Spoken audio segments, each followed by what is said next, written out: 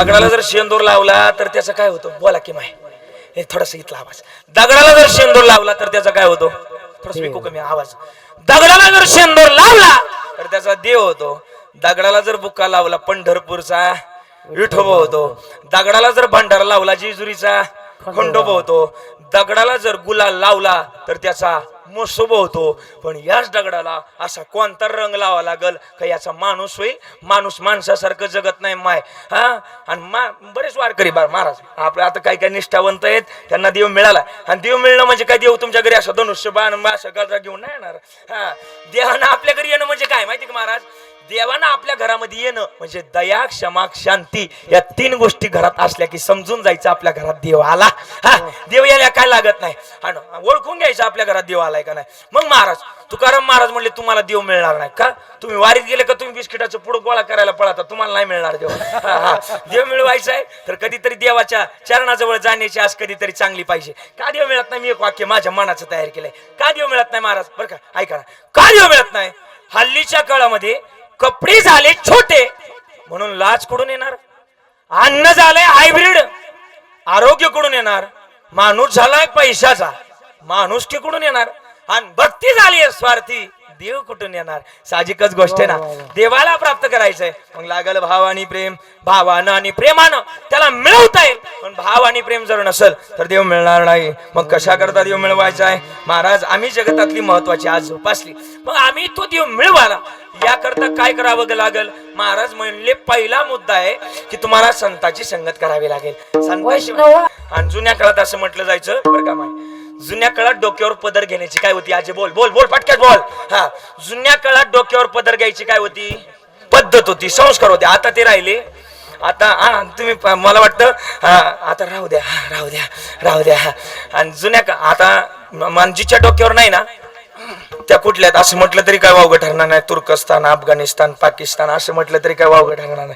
जुन्या काळात ही प्रथा होती, पण आता ते राहिलं नाही. पण महाराजांनी गोड प्रमाण दिलं की वैष्णवा संगती सुख वाटे जेव्हा आणि कमी देवा काही नाही देवा. वैष्णवाच्या संगतीत जेवढं सुख आहे तेवढं कुठंच नाही. कारण की का? संत सुखाचे सागर आहे. सागर महाराज तुका म्हणे संत सुखाचे सागर, मना निरंतर धनी गे. एवढं सुख संताजवळ आहे. अरे सुखच नाही, संत ज्ञानाचे सुद्धा सागर आहे. एका ठिकाणी प्रमाण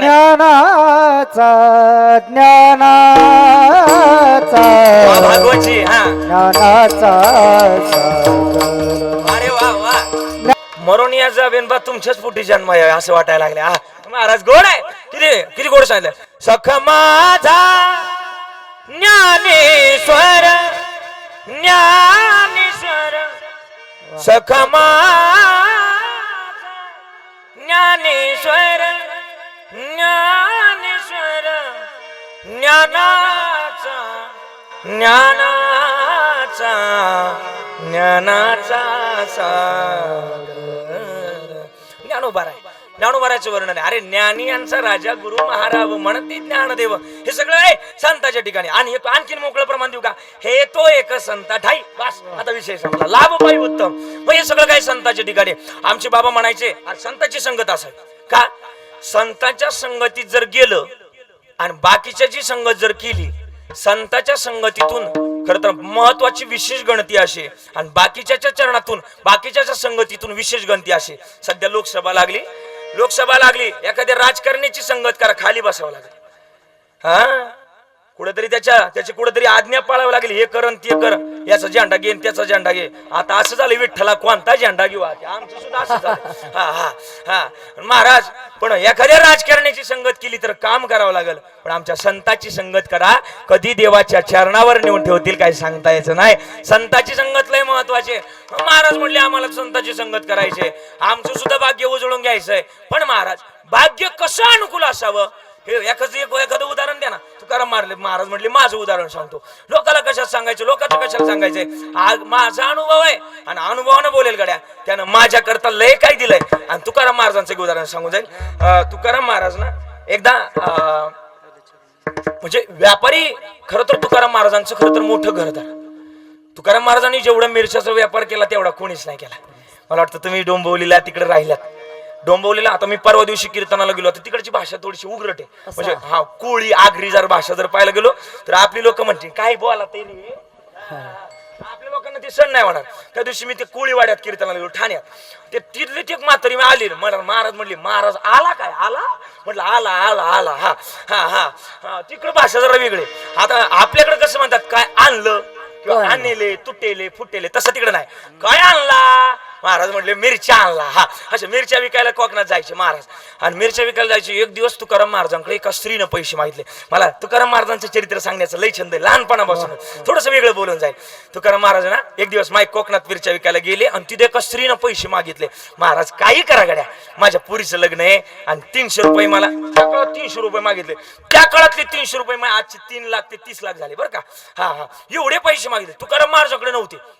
महाराजांनी एका सावकाराकडून पैसे घेतले आणि तुकाराम महाराजांना दिले, तुकाराम महाराजांकडे दिले.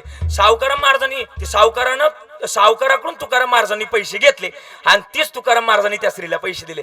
आणि त्या स्त्रीकडून 3 महिन्याच्या बोलीचे पैसे तिला दिले होते, पण त्या स्त्रीकडून काही पैसे परत आले नाही. मग तुकाराम महाराजांनी काय केलं, स्वतःच्या खिशातले 300 रुपये त्या सावकाराकडे जमा केले. पण काय काय लोकांचं गणित असं असतंय, आपल्या माळकरी माणसाला पाहिलं का त्यांना फारच येडं वाटत. अरे माळकऱ्यासारखी श्रीमंत जात या जगात कुठंच नाही का. पंढरीचा वार करीन तो अधिकारी मोक्षाचा, वारकऱ्या इतकं श्रीमंत जगतामध्ये कोणी नाही. आणि महाराज तुकाराम महाराजांवर 6 महिन्यानंतर केस दाखल केली. कोणी, त्या सावकारानं. त्याला बोळ वाटलं कपाळाला गण, हे माळकरी हे असं साधं वाटलं ते तुकाराम महाराजांना, आणि त्या सावकारानं केस दाखल केली. आता केस दाखल केल्यानंतर महाराज, शहाणी माणसं कधी कोर्टाची पायरी, बोला की शहाणी माणसं कधी कोर्टाची शहाणी माणसं कधी कोर्टाची पायरी चढत नाही. पण नाही विलासानं तुकाराम महाराजांना बरं का, सागर महाराज कोर्टाची पायरी चढावी लागली. आणि तुकाराम महाराज कोर्टात गेले आणि एका कटघऱ्यामध्ये तुकाराम महाराज उभे राहिले. एका कटघऱ्यात कोण उभा राहिला, तो बोला माय आजी बोल की, कोण उभं राहिलं, सावकार उभा राहिला. आणि आता मी तर काय कोर्टात गेलो नाही, पण असं बोलतात हा मला काय माहिती नाही, पण हवामान खात्याच्या अंदाजानुसार तुकाराम महाराजांना म्हणले, तुकाराम महाराज तुम्ही सावकाराकडून पैसे घेतले का. हा घेतले ना. मग पैसे दिले पण तुकाराम महाराजांनी पैसे दिले, मग तुम्ही पुरावा द्या ना कोर्टात पुरावा लागतो, पुराव्याशिवाय काहीच चालत नाही. मग पुरावा द्या. आता सावकारानं काय केली होती, खोटी वही तयार करून कोर्टात आणली होती, आणि कोर्टात वही आणली ती जज साहेबापुढे सादर केली होती. आता तुकाराम महाराजांचा नाही विलास झाला. तुकाराम महाराजांकडे एकही पुरावा नाही, कारण की आम्ही सत्यनामाचं खरं तर बीज सांभाळतोय म्हटल्यावर आम्हाला खोटं बोलायची काय गरज आहे. आणि महाराज तुकाराम महाराज म्हणले माझ्याकडे पुरावा नाही. पण तुकाराम महाराज त्या कडघरात रडायला लागले तुकाराम महाराज. का तर अख्खा मामला विरोधात सगळी लोक तुकाराम महाराजांना नाव ठेवायला लागले. नुसतं लोकाला ज्ञान सांगत आहेत आणि कसं वागत आहेत. तुकाराम महाराजांच्या डोळ्यातून गळगळ अश्रू खाली घसरायला लागले, रडायला लागले. माझे तुकोबार आहे. किती लोकांनी त्रास दिला होता तुकाराम महाराजांना. आज आपण विचार करतो, आम्ही लोकाला सांगतोय. आज माझी आई, असे सगळी महाराज मंडळी सगळी लोकाला सांगतात, अरे आम्ही कधीतरी हा विचार करतो की माझ्या तुकोबारायनी जेवढं जगाला दिलंय, आज आमच्या शर्टला सुद्धा बटन आहे ना माझ्या तुकोबारायच्या विचाराचं आहे. जेवढं तुकाराम महाराजांनी दिलं ना तेवढं अजूनपर्यंत कोणी दिलं नाही गड्या. तुकाराम महाराजांचे फार उपकार आहे. आणि काय करावं, तुकाराम महाराजांचे खरं तर उपकार आहे. आणि महाराज तुकाराम महाराज खरं तर काय करावं. आणि महाराज तुकाराम महाराज त्या कोटघरात मध्ये रडायला लागले. आणि रडत असताना आज जगाच्या मालकानं खरं तर आता काहीतरी लीला करण्याचं ठरवलं. पण आता जज साहेबांना तेवढ्यात ओळखलं. तुकाराम महाराज फक्त तुम्ही एकच आठवा की तुम्ही ज्यावेळेस तुकाराम महाराज त्या सावकाराला पैसे दिले त्यावेळेस तिथं कोण होतं फक्त एवढंच आठवा. बाकीचा निकाल देण्याचं मी ठरवतो. हा तुकाराम महाराज म्हणले कोणी नव्हतंच तो बोलेल कशाला खोटे. आणि मग महाराज तुकाराम महाराजांना 4 दिवसाची मोहलत दिली, 4 दिवसाची सवड दिली. 4 दिवसात फक्त तुम्ही एवढंच आठवा, ज्यावेळेस तुम्ही सावकाराला पैसे दिले त्यावेळेस तिथं कोण होतं एवढंच फक्त आठवा, एवढंच आठवा. तुकाराम महाराज म्हणले खोटं बोलेल कशाला, कोणी नव्हतंच. आणि कोर्टाच्या पायऱ्या उतरायला लागले माझे तुकाराम महाराज. कोर्टाच्या पायऱ्या उतरत असताना तुकाराम महाराजाच्या डोक्यामध्ये प्रकाश झाला, अरे कोणी नव्हतं पण माझा जगाचा मालक प्रत्यक्ष अप्रत्यक्ष रूपानं चराचरात भरून उरलाय. मीच लोकांना सांगतो, विठ्ठल जळी स्थळी भरला हिता ठाव नाही उरला.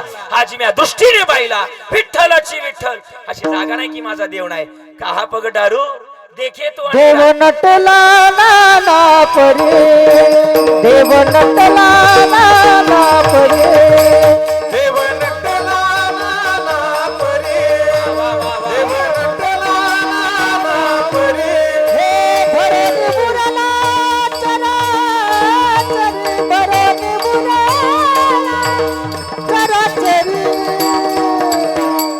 नटला नाना परी देव नटला नाना परी भरणी उराच्या राजारे, भरणी उराच्या राजारे, देव नटला नाना परी, देव नटला नाना परी, नाना परी, नाना परी. महाराजांनी प्रमाण दिलं. देव नटला नाना परी भरवणी उरला चराचरी. अशी जागा नाही की माझा देव नाही. गवळणी तर त्याचं एका ठिकाणी गोड उत्तर केलंय. अरे मैं तो सुध बुध कोई तेरे प्यार सब कुछ भूल गई तेरे संसार में, सब कुछ भूल गई तेरे संसार में. जोत जला दे प्रीत लगा दे, जोत जला दे प्रीत लगा दे, चरण में ले ले भुलवा दे.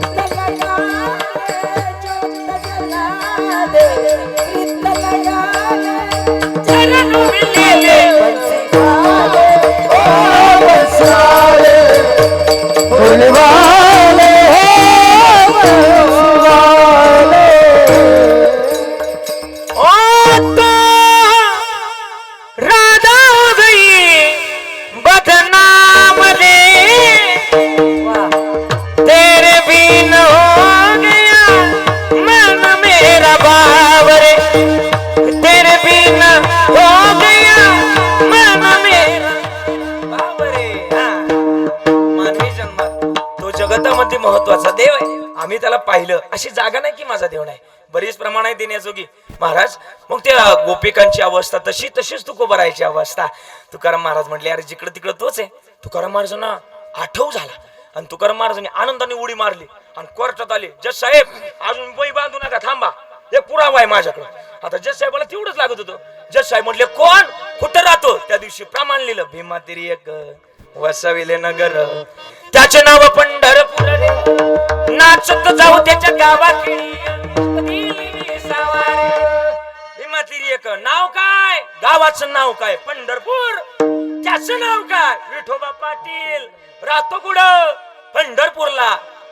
वर्णन काय? खांद्यावर घोंगडी, हातामध्ये काठी, असा राजा सुकुमार, मदनाचा पुतळा, रवी शशिकळा, लोपलिया, असं वर्णन आहे त्याचं. जज साहेबांना लिहून घेतलं. 4 दिवसाची मोहलत घेतली होती. 2 दिवसावर निकाल दिला. म्हणले नाही नाही 4 दिवसाचं नाही, परवा दिवशीच निकाल लावायचा. कोर्टामध्ये असंख्य जनसमुदाय उभा राहिला. पिंपळगाव निपाणीची माणसं, वडगाव लांडग्याची माणसं निकाल पाहायला गेली. काय निकाल लागणार आहे आज कोर्टामध्ये? नाना होते त्याच्यामध्ये निकाल पाहिला. सगळी मंडळी निकाल पाहायला गेली. आणि निकाल पाहायला गेल्यानंतर एका कटघऱ्यात सावकारला उभं केलं आणि एक कटघरा मोकळा ठेवला. त्या कटघऱ्यात जगाचा मालक येणार होता बरं का, पण अजून कोणाला अंदाज नव्हता. प्रत्येक विचार करत होता तुकाराम महाराज एवढी रक्कम भरणार कशी, कशी भरणार, कडून देणार, सगळी लोक विचार करत होती. आणि तेवढ्यात आता कोर्टामध्ये हाक मारतात. आता मला तर काय अंदाज नाही, पण अशीच हाक मारतात. कशी हाक मारली? विठोबा पाटील हाजीर रहे. पहिली हाक मारली, कोणीच हजर झालं नाही. बरोबर ना? अशीच मारतात. बोला की तुम्ही. मला काही माहिती नाही, पण अशी हाक मारतात. विठोबा पाटील हाजीर रहे. पहिली हाक मारली, कोणीच हजर झालं नाही. दुसरी हाक मारली, दुसऱ्यांदा सुद्धा कोणीच हजर झालं नाही. तिसऱ्यांदा हाक मारताना विचारपूर्वक आणि जगाच्या मालकाजवळ तुकाराम महाराजांनी विनंती केली, हे देवा, आजपर्यंत देवा तुझ्या चरणाजवळ काही मागितलं नाही गड्या, पण आज जर माझं लोक गाथा पाण्यात बुडवायला निघाल्यात, आज जर मी खोटं ठरलो ना देवा, आज माझ्या भक्तीचा निकाल आहे देवा, भक्तीचा. आज मी जर खोटं ठरलो ना तर इथून पुढच्या काळात तुझी कोणीच भक्ती करणार नाही. आणि मीच जर खोटं ठरलो ना तर या जगतामध्ये सगळं खोटं ठरलं जाईल. जगाच्या मालकाला घाम फुटला विटेवर असणाऱ्या, आणि जगाच्या मालकानं थरथर कापावं का तर तुकोबारायचं कर्ज होतं भक्तीचं जगाच्या मालकावर. आणि जगाचा मालक आला आणि कडघऱ्यामध्ये येऊन उभं राहणार. तेवढ्यात तिसरी हाक मारली, विठोबा पाटील हाजीर हे हो म्हणायच्या आतमध्ये, जसं हत्तीचा ते मला वाटतं आणि ती म्हणूस तर खरं तर तो एवढ्या तोरतेने आला, त्वरा झाली गरुडा टाकीले मागे, एवढ्या तोरतेने तो आला. आणि खरं तर तुकाराम महाराजांच्या तिथं ज्या जागेवर कटघऱ्यामध्ये उभं राहायचं ना, तिथं येऊन उभं राहिला. खांद्यावर गोंगडी, हातामध्ये काठी, हे धोतर असं घातलेलं आणि पायामध्ये तो असा कडा घातलेला, असं देवाचं स्वरूप, फेटा घातलेला, त्याच्यावर मोराचा पंख लावलेला, देवाचं सुंदर रूप. आणि देवाचं सुंदर रूप सगळी लोक म्हणायची, आलेला व्यक्ती कोण आहे, कुठून आला असावा, कोण आहे हा व्यक्ती, कोण आहे, सगळ्यांना विचार पडला. पण तेवढ्यात जज साहेबांना पहिला प्रश्न विचारला, तुमचं नाव काय? माझं नाव विठोबा पाटील. आलात कुठून? पंढरपूरहून आलोय. मग तुम्ही ज्यावेळेस सावकाराला तुकाराम महाराजांना पैसे दिले त्यावेळेस तिथं होता का? होतो ना, होतो ना. अशी जागा नाही की मी तिथं नाही, हा एक चराचरात माझी जागा आहे. मग सांगा, पुरावा द्या, पुरावा. सांगितलं तुकाराम महाराजांच्या, खरं तर त्या पुराव्यानं सांगितलं विठोबा पाटलानं, जा सावकाराच्या 3 क्रमांकाच्या वाड्यामध्ये 5 क्रमांकाची खोली आहे, 5 क्रमांकाच्या खोलीमध्ये 3 क्रमांकाचं कपाट आहे, 3 क्रमांकाच्या कपाटामध्ये 12 क्रमांकाचा कप्पा आहे, 12 क्रमांकाच्या कप्प्यामध्ये 8 क्रमांकाची फाईल आहे आणि 8 क्रमांकाच्या फाईल मध्ये 3 क्रमांकाची ओळ आहे. त्या ओळीवर असं लिहिलंय, तुकाराम बोलोबा आंबिले यांनी माझ्याकडून 300 रुपये नेले आणि जुन्या काळात व्यवहार पूर्ण झाला. काय करायचे बोला की? आळ मारायचे. हे व्यवहार पूर्ण झालाय असं तिथं आळ केलेलं आहे. पोलीस खातं तेवढ्या करताच पोलीस खातं गेलं आणि सावकाराच्या वाड्यामध्ये गेलं, ती फाईल काढली, त्या खोलीमध्ये गेले, तो कप्पा उचकला, ती फाईल काढली, ती ओळ उचकली, ते पानही बाजूला केलं आणि ते पान कोर्टामध्ये आणलं आणि जज साहेबाच्या हातात दिलं. जज साहेबाला पुरावा भेटला. आणखीन काय पाहिजे? तुकाराम महाराज या केस मध्ये निर्दोष मुक्त झाले असा कोर्टामध्ये आवाज झाला. अजून पेन मोडायचा बाकी होता. असा नियम आहे की केस पूर्ण झाली का काय केला जातो? पेन मोडला जातो. अजून पेन मोडला नव्हता, पण तो जगाचा मालक निघून गेला. प्रत्येक व्यक्ती विचारत होता तुकाराम महाराजांना की आलेला व्यक्ती कोण होता, कुठून आला होता? जज साहेबांना पेन मोडला नव्हता. तुकाराम महाराज शेवटचा प्रश्न विचारतोय, गड्या आलेला व्यक्ती कोण होता? त्यावेळेस तुकाराम महाराजांना उत्तर दिलं, आलेला व्यक्ती कोणी साधा नव्हता, तर या जगाचा मालक अखिल कोट ब्रह्मांड नायक पंढरीश पांडुरंग परमात्मा होता. त्यावेळेस जज साहेबांना तुकाराम महाराजांना उत्तर दिलं, अरे ओ महाराज, आज माझ्या दरबारामध्ये मी त्याला प्रश्न विचारल्यात, उद्या त्याच्या दरबारात गेल्यावर या प्रश्नाचं काय उत्तर देऊ? लाज वाटते माझी मलाच. आपला राजीनामा लिहावा जज साहेबानं आणि तुकाराम महाराजांच्या पत्रात टाकून द्यावा. जगाच्या मालकानं काय द्यावं याचं उत्तम उदाहरण माझ्या तुकोबराकडे. तुकाराम महाराज म्हटले, आम्हाला मागायची गरजच नाही. का? तर आम्हाला त्यानं भरभरून दिलंय, पण आम्हाला जरी उजळायचंय पण देवाच्या ठिकाणी नाही उजळायचं, तर कुठं उजळायचंय याच उत्तर आज घेतलेल्या अभंगाच्या 2ऱ्या चरणात. संत दर्शनी हा लाभ, संत दर्शनी हा लाभ, संत दर्शनी हा लाभ,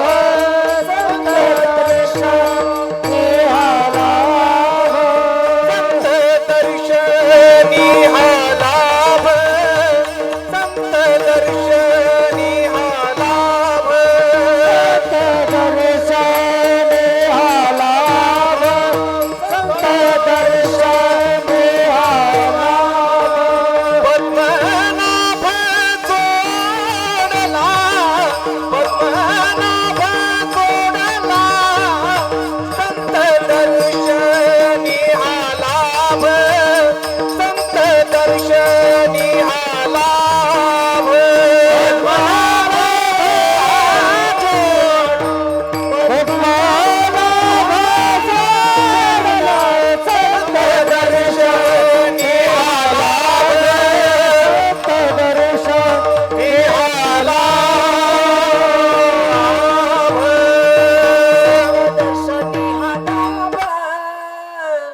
पद्मनाभ जोडीला संत दर्शनी हा लाभ,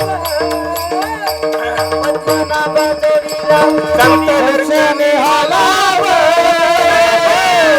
पद्मनाभ जोडीला, पद्मनाभ जोडीला, पद्मनाभ जोडीला, जोडीला अंकित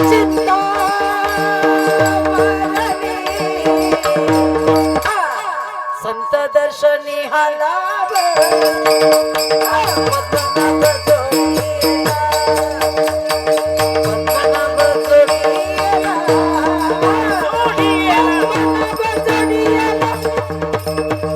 संत दर्शनी आलाभ पद्मनाभ जोडीला पद्मनाभ जोडीला जय श्रीराम. संत दर्शनी आलाभ पद्मनाभ जोडीला पद्मनाभ आलाभ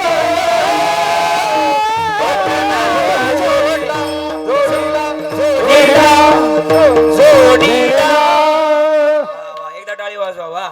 असं जर जुळून मिळून जर गायलं तर किती गोड वाटतं हा? असं असं एका प्रमाणाला 4 चाली आले असं कुठंतरी कधीतरी ऐकायला मिळतं. आणि हुशार लागतात काली चाली देण्याकरता सुद्धा. हा आणि मला मी कधीतरी धन्यवाद देतो नाना बरं का धन्यवाद देतो बरं काय का धन्यवाद देतो. हे मी त्या दिवशी गाडीत एक गाणं ऐकलं. माझे ड्रायव्हर इथं बसले त्यांनी गाणं लावलं होतं 100 साल पहिले ते गाणं ऐकलं भुरळ पडली मनाला थोडीशी ऐकावं वाटलं ते. मी परत ऐकलं ते परत नाही म्हणून भरलं परत तिसऱ्यांदा ऐकलं आणि त्याच्यात एक अंतराला गोड आहे तुम्ही कोई और देखे हा अंतराला गोड आहे त्याच्यात. मला ती भुरळ पडली पण मी हा विचार करत असताना पण ती तिसऱ्यांदा चौथ्यांदा ती ऐकूशी नाही वाटलं. पण मनामध्ये नंतर विचार आला की कधीतरी अरे माझ्या ज्ञानोबारायची पंचपदी आपण जन्मल्यापासून आजपर्यंत दिवसातून 5-5 वेळा म्हणतो 10-10 वेळा म्हणतो पण आजपर्यंत ही रुपावली म्हणण्याचा कधी कंटाळा आला नाही. किती मोठी ताकद या ज्ञानोबारायच्या रुपावलीमध्ये कधीतरी विचार केला पाहिजे. आणि म्हणून मानवी जन्मातले महत्वाचं गणित महाराज प्रमाण दिलं संत दर्शनी लाभ पद्मनाभ जोडीला. आणि म्हणून संतांच्या दर्शनामध्ये हे लाभ आहे पण दर्शन कोणाचे घेऊन आहे आणि संतांच्या ठिकाणीचा अतिपरिचय असावा दुसरं कोणाच्या ठिकाणी नाही. आज आपल्या सगळ्यांचं वैभव आपल्या अश्विन्याताईचे आज यांच्या ठिकाणी खरं तर आज हे सगळे विद्यार्थी घडतात. आज खरं तर इकडं वडगाव लांडगा इकडं जर पाहिलं गेलं हा बरोबर आहे हा इकडं जुन्या काळात जर पाहिलं गेलं तर इकडं काय नव्हतं बरं का डोंगरगावकर माझ्याकडे लक्ष द्यायचं. जुन्या काळात काय नव्हतं इकडे लांडगी कोली सोडून काय नव्हतं. लांडगाचं नगर तर मला वाटतं जुन्या काळात इतकं लांडगी कोली सोडून काय नव्हतं पण इकडे एवढ्या दुर्गम भागामध्ये सोनं पिकवण्याकरता सुद्धा काहीतरी भाग्य असावं लागेल बरं का. एकदा जोरदार टाळी वाजवा. खरं तर भाग्यच असावं लागेल आणि इथं हातीपरिचय असावा कुठे नसावा. हातीपरिचय तिथे असतो ना सागर महाराज तिथं आवाजण्यास होते. परवा माझाच प्रसंग घडला ना लोकांचं कशाला सांगू. माझी नाही 4थी पर्यंत मैत्रीण होती म्हणजे दुसरं काही समजू नका फक्त एका बेंचवर बसायला होते.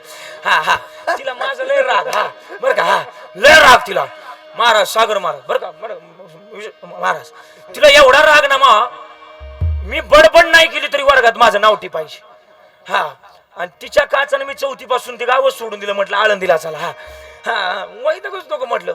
आणि आळंदीला गेलो आता तेव्हा काही मला दाढी बिडी नव्हती असा तेव्हा असा गपक्याच्या गपक्या होतो. ते आळंदीला जाऊन मधुकरी मागून मासा लुकडा झाला आणि महाराज ते काळात आहे ना गावातलं बेकार होतो. आता मी कुठंतरी चांगला झालोय फार मारतात येऊन. जुन्या काळात गावातली एक माझ्या ड्रायव्हरला विचारा गावातली एकही अशी गाडी नाही की त्या गाडीच्या काचा फोडल्या नाही. बेकार होतो वॉन्टेड लिस्टला होतो पहिल्यांदा मी. आत्ता कुठंतरी मग चांगल्या लिस्टला आलो आणि आणि रे काय झालं नेमकी माझी ती मैत्रीण ना तिचं लग्न झालं 1-1.5 वर्षापूर्वी लग्न झालं आणि नेमकी योगायोगानं 4-5 दिवसापूर्वी तिच्या गावात माझं कीर्तन आहे बरं का. आणि तिच्या गावात कीर्तन आणि तिच्या सासरामध्ये कीर्तन. तिने अंदाज बांधला हात तोच दिसतोय आवाजावरून ओळखलं बरं का. भागवत महाराज विष्णू बरं का लक्ष्मण महाराज तिने आवाजावरून ओळखलं हात तोच दिसतोय हात तोच आहे आता तो तिचं कन्फर्म होय ना तिकीट आपला ते कन्फर्म होय ना कन्फर्म होय ना. तिला वाटलं आता काय करावं याची गाठ तर घ्यायची पण काय करावं हात तो नक्की तोच आहे का. आणि नेमकी कीर्तन संपलं आणि नानासारखा एक व्यक्ती आला माईक मध्ये माझा आभार मानायला लागला आणि म्हणले महाराज काय केलं. आणि त्या दिवशी कीर्तन लय छान झालं अशी मंडळी गायला वाजवायला सगळे कीर्तन रंगलो आणि रंगल्यानंतर 4-5 गावची लोक माया पाया पडालेली महाराज काय कीर्तन झालं वा वा वा वा वा वा. आणि तेवढ्यात नाव घेतलं अमुक गावचे कविराज महाराज झावरे यांनी सुंदर कीर्तन केलंय आणि तिला नाव कळालं हात तोच आहे कन्फर्म झालं. एवढ्या लांबून पळत आली आणि मला घरी भाऊ भावड्या असं म्हणतात, माझी आजी मला भावड्या म्हणते. हा आणि ती एवढ्या लांबून पळत आली आणि एवढी माणसं माया पाया पडत होती. हो एवढ्या माणसात मला म्हटली, भावड्या तू कधी कीर्तनकार झाला? एवढ्या माणसात माणसं निघून गेली. महाराज पाहता काय माझ्याकडे थांबले नाही, एकही माणूस माझ्याजवळ थांबला नाही. सांगायचा मुद्दा अति परिचयात आवा त्यावत असते. अति परिचय कुठं असावा तर तो संताच्या ठिकाणी असावा. अति परिचय कुठं असावा तर तो देवाच्या ठिकाणी असावा. हे दुःख बोलायचंय तर आपल्या देवाच्या ठिकाणी बोला. दुःख कोणाजवळ सांगू नका. अरे गैर मुमकिन है कि दुनिया वाले अपनी मस्ती छोड़ दे. गैर मुमकिन है कि दुनिया वाले अपनी मस्ती छोड़ दे. बेहतर ये दिल बस्ती छोड़ दे. नाही पटलं तर सोडायला शिका, धरून बसू नका. पण कोणाजवळ आपलं दुःख सांगण्याची पात्रता जर केली तर तो कधीतरी विश्वासू असावा. आणि विश्वासू जर असेल, लोक भामटीत आता एका जवळ बोलतील आणि दुसरं आता लगेच तुमचं असं नव्हतं व्हायला पाहिजे आणि लगेच तिकडे जाऊन तुला म्हणून सांगते ऐक ना काय चाललं. अशी लोक आहे. लय लोकांचं नका, लोकांजवळ ना काही सांगत नका जाऊ. म्हणतात ना, एका अवलिया साधूचं म्हणणं आहे, साप डसे तो दोस्त बचाए. कळतं ना मी काय बोलतो रे बाबा? साप डसे तो दोस्त बचाए, लेकिन दोस्त डसे तो कोण बचाए. कळतं ना मी काय बोलतो ते?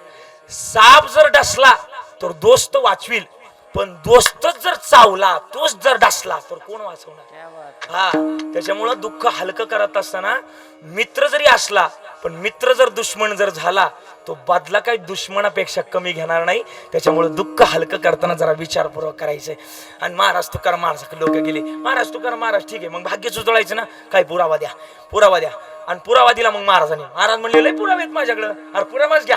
हे पुरावा असं सांगून जाईल, एक प्रसंग सांगून जाईल. वेळ संपत आलाय, 9:30. कसं लय वेळेत वेळेच्या पुढे गेलं का लोकांना लय जड जातं. त्याच्यामुळे थोडंसं मॉनिटर द्या फक्त. आता हे 15 मिनिटं राहिले, लय डोकं नाही खाणार तुमचं, तेवढं फक्त आता. हा. आणि आता बरं का, ऐका, एका गावात 3 पोरं. ऐका बरं का, भाग्य सांगतोय, भाग्य असं अनुकूल असावं लागेल तरच संत भेटते. आणि ज्याच्या प्रारब्धात जेवढं आहे ना त्याला तेवढंच मिळतं. 3 हा आलं लक्षात तुमच्या. हा, एका गावात 3 पोरं होती, बरोबर ना? 3 पोरं. आणि 3 पोरांची लग्न करायची. लग्न करायची म्हटल्यावर पोरग कुठेतरी चिगाटलेलं दाखवावं लागलं. आपलं चिगाटलेलं माहिती, खांबळ्याला बिंबळ्याला नाही, आपलं नोकरीला चिगाटलेलं दाखवावं लागलं. आणि ते पोराला बरं का माय बरं का, त्या पोराची ते तिघाही पोरांची लग्न काही जुळत नव्हती. त्या तिघाही पोरांनी जॉन डियर ट्रॅक्टर घेतला. जॉन डियर ट्रॅक्टर 55 HP चा, 555 HP चा. कळलं का तुम्हाला? 555 HP चा ट्रॅक्टर घेतला. रोटरला जोडला तरी रपारप ते रोटर चालित असं. हा, आमच्या घरी आहे ट्रॅक्टर. हा, मी पण 45 HP चा आहे. तो 55 HP चा घेतला. तिघाही भावांच्यात घ्यायचा होता. आणि ट्रॅक्टर घेतला आणि तेवढ्यात फोन आला होता, म्हटले लवकर या घरी. हा त्या पुसायचा ट्रॅक्टर, म्हटले लवकर घरी या. आणि ट्रॅक्टर आणला, घरी आणला. पूजा बिजा झाली आणि महिन्यात त्यांची लग्न झाली. महिन्यातच वाटण्या झाल्या. एक ट्रॅक्टर तिघांच्यात वाटायचा. काय वाटेल? एक टायर वाट्याला आला. एक टायर वाट्याला आला सागर महाराज. आणि एक टायर वाट्याला आल्यानंतर उन्हाळ्याचे दिवस होते, आंब्याचे दिवस. थोरला भाऊ म्हटला आंबा मी लावलाय. आंब्याचा वाटा कोणाला मिळाला पाहिजे? बोला की मला मिळाला पाहिजे. थोरला म्हणजे 1 नंबरचाच ना, थोरला. हा, सगळ्यात मोठा म्हटला मी लावलाय, आंब्याचा वाटा मला मिळाला पाहिजे. धाकला म्हटला आंबा जरी तू लावलाय, पण आंब्याला पाणी कोणी घातलंय? आंब्याचा वाटा कोणाला मिळाला पाहिजे? बाबा बोला की तुम्ही. हा, मला पण मिळाला पाहिजे. 3 क्रमांकाचा भाऊ म्हटला आंबा जरी तुम्ही लावलाय, पाणी जरी तुम्ही घातलंय, पण नात्यानं मी तुमचा कोण आहे? आंब्याचं वाट मला पण मिळालं पाहिजे. तिघांचंही ठरलं. आंबा एक थोरला भाऊ आंब्यावर चढला, वरून फेकायचं. ते आंबा खाली एक जायला होता गोंपाट धरून. हा, तिघांनी आंबा उतरवला आणि आंबा उतरवला. आंब्यावर निघले बाबा 160 आंबे. किती बोला? हा, 160 आंबे निघले. पहिल्यानं उचलले 100, राहिले किती? 60. 2 क्रमांकाच्या 50 उचलले, राहिले किती? 10. गणित लय मास्तर फिट होता गाड्या तुम्हाला. हा, आजी पण असं तिला दात असं हाय का? 3 क्रमांकाच्या भावानं किती 3 क्रमांकाच्या भावानं 10 आंबे उचलले. आणि मग थोरला भावानं लगेच आता तुम्हाला बाजार कुठे येते जवळ संगमनेरला आपला संगमनेरला आपलं संगमनेरला बाजार होता. संगमनेरच्या बाजाराला 100 आपल्या पहिल्या भावानं 100 आंबे गोंडपाडात भरले. बाजाराला गेलं आंबे घेतले आंबे 1 रुपयाला आंबा लावला. 10 वाजता बाजारात जाऊन बसलं 11-12 वाजेपर्यंत याच्या 100च्या 100 आंबे संपले. घरी आलं ना आरडाओरडा करायला लागलं. बायकोला म्हणायला लागलं माया 100 आंब्याचे 100 झाले. 2 क्रमांकाच्या भाऊ आता तू भावाची बायको लगेच म्हणली तुम्हाला म्हणून सांगते त्यांच्या 100 आंब्याचे ना 100 झाले. आपल्या किमान 50 आंब्याचे 100 रुपये 50 आंब्याचे 50 रुपये होतील का नाही आणि 50 आंब्याचे 100 होतील का 50 आंब्याचे 50 होतील का नाही. त्याने गोंपाटात आंबे भरले ती गेलं बाजाराला. 12 वाजता बाजारात गेलं आणि नेमकी बाजारात गेलं आणि बाजारातला माल शॉर्टेज पडला आणि यानं 1 रुपयाचा आंबा यानं 2 रुपयाला लावला. याच्या 50 आंब्याचे किती झाले 100 झाले. घरी आलं ना आरडाओरडा करायला लागलो तू याच काय 100 आंब्याचे 100 होतात माझ्या 50 आंब्याचे 100 झाले. 3 क्रमांकाचा भाऊ लगेच जागा झाला. म्हटलं याच्या 50 आंब्याचे 100 झाले माझ्या 10 आंब्याचे किमान 30-40 रुपये का वाईना होतील. यानं बाजारात आंबे विकायला निघालं आणि नेमकी बाजारात जाऊन बसलं. वरून अवकाळी पाऊस चालू झाला. हे बाजारात एकटंच जाऊन बसलं. आंबा आवाज आहे बदलला याचा पावसात. आवाज बदलला आणि असं कोंबड कोकण्यावानी कोकायला लागला. कोंबड असा बाजारात कसं आरायला लागलं.